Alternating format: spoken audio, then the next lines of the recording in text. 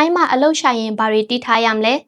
အားလုံးပဲမင်္ဂလာပါရှင်ရှေ့ပြောင်းအလုပ်သမားတည်ပညာပေးခြင်းစီစဉ်ကနေပြန်လည်ကြိုဆိုလိုက်ပါတယ်ဒီကနေ့ပြောပြသွားမယ့်အကြောင်းအရာကတော့ထိုင်းမှာအလုပ်ရှာရင်ဘာတွေတည်ထားရမလဲဆိုတာကိုပြောပြပေးသွားမှာဖြစ်ပါတယ်ထိုင်းနိုင်ငံမှာနိုင်ငံခြားသားအလုပ်သမားများအလုပ်ခန့်ရေးဥပဒေ2019ဆိုတာရှိပါတယ်ဥပဒေကရှေ့ပြောင်းအလုပ်သမားတွေအတွက်တရားဝင်စနစ်တကျအလုပ်လုပ်နိုင်စေဖို့နဲ့လုပ်ငန်းခွင်အတွင်းအခွင့်အရေးများကိုကာကွယ်ပေးရန်ရည်ရွယ်ထားတဲ့ဥပဒေဖြစ်ပါတယ်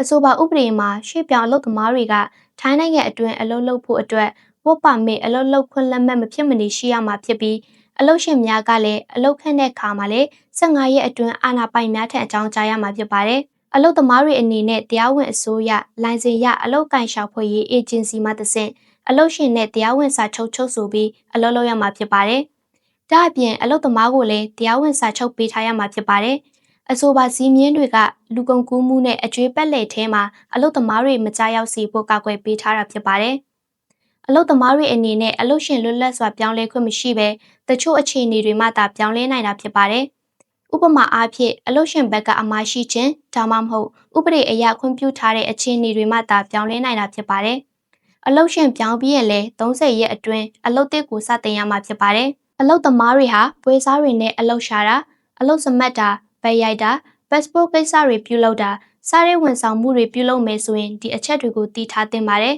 ။နံပါတ်1ဝန်ဆောင်ခမပေးခင်ပွဲစားရဲ့ passport ရှေ့ဆုံးစာမျက်နှာဓာတ်ပုံကိုရယူထားပါ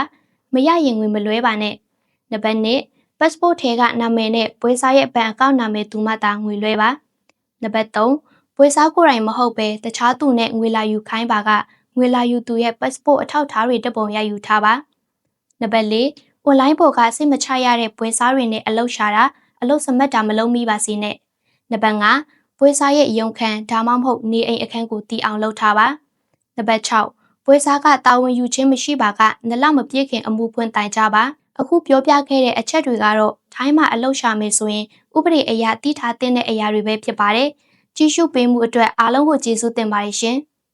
။